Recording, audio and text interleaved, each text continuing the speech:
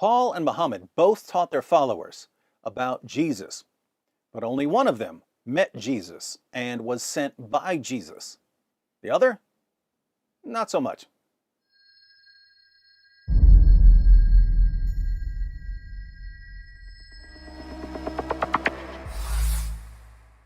In 1 Corinthians 9:1, Paul writes, "Am I not free? Am I not an apostle? Have I not seen Jesus our Lord?" Paul met the risen Jesus on the road to Damascus, where Paul was on his way to hunt down Christians and bring them to Jerusalem to face punishment. As he was riding, he saw a light that was brighter than the sun all around him. He fell to the ground and heard a voice say, "Saul, Saul, why do you persecute me? It is hard for you to kick against the goads." Paul cried out, "Who are you, Lord?" And the voice replied, "I am Jesus whom you are persecuting. Now get up and stand on your feet. I have appeared to you to appoint you as a servant and as a witness of what you have seen and will see of me.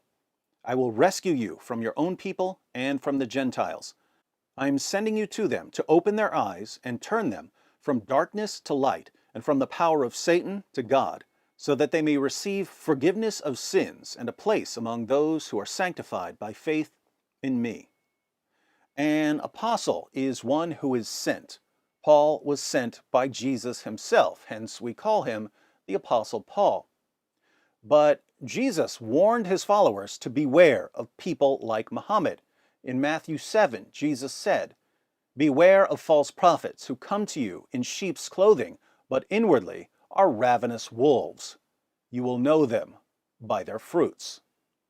No one in history fits this description of a false prophet more perfectly than Muhammad.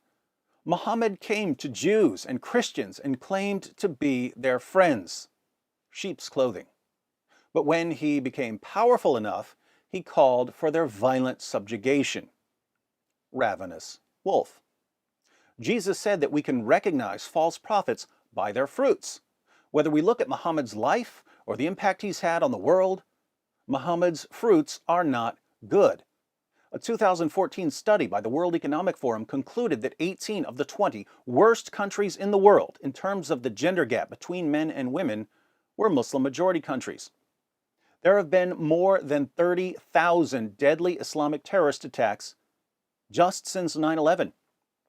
Concerning human rights abuses, one of the most pro-Islamic news sites on the planet, the Huffington Post, writes, "Of the countries with a high risk of violations, Syria, Egypt, Libya, Mali, and Guinea-Bissau, feel free to look up the religious demographics of those countries, have seen the worst deterioration of their human rights situation.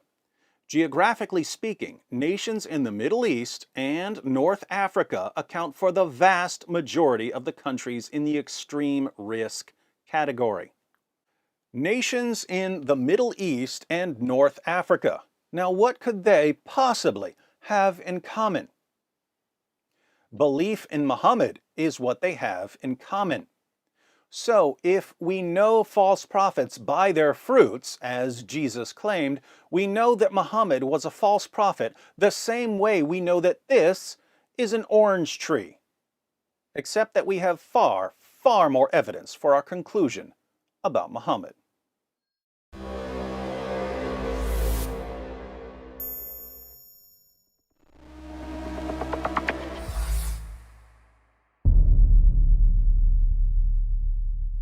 Hi everyone, thanks for watching. In case you stumbled upon this video while browsing or searching, I wanted to let you know that it's part of a series comparing Paul and Muhammad.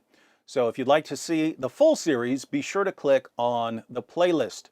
If you're already in the playlist, you're about to see an interesting difference between Paul and Muhammad, namely that Paul tested his revelations while Muhammad didn't.